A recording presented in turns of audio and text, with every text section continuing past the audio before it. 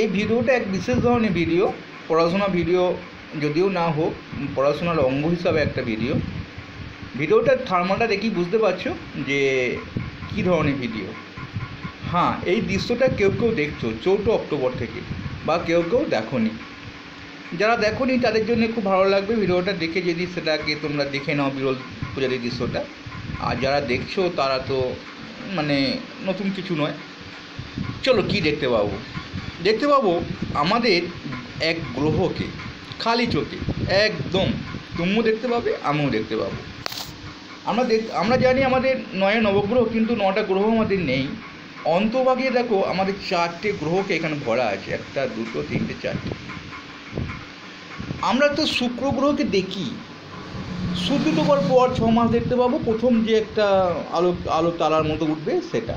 গ্রহ তো কখনো তারা নয়, নিজস্ব আলো নেই, নক্ষত্র নয় এরা। তাহলে আমরা আলোকিত অংশটা দেখতে পাই যে সূর্য ডোবার পর পশ্চিম আকাশে 6 মাস, সূর্য ওঠার আগে 6 মাস পূর্ব আকাশে।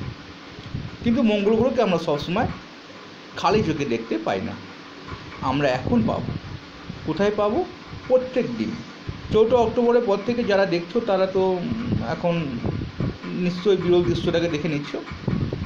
এখন আমরা দেখতে পাবো প্রত্যেক দিন পূর্ব আকাশে সন্ধ্যের পরে আমরা একটা যে লাল রঙের একটা গ্রহ দেখতে পাবো, মানে একটা আলোকিত অংশ, সেটাই কিন্তু মঙ্গল গ্রহ।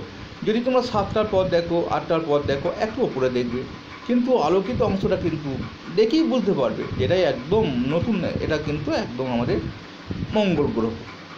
তাই এই খবরটা তোমাদের কাছে মানে পৌঁছে দেওয়ার জন্যে, যারা মঙ্গল গ্রহকে দেখতে চাও।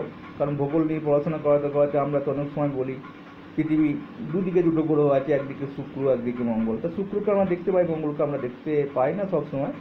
এটা নতুন কিছু নয়, এটা আগেও হয়েছিল, 1800 সালে হয়েছিল, মানে 1800 সালে হয়েছিল। আবার আমরা এই দেখতে পাচ্ছি, কিন্তু এইগুলো আমাদের কাছে একটা নতুন প্রেরণা জায়গায়, উৎসাহ জায়গায়, যে আমরা দেখতে পেলাম।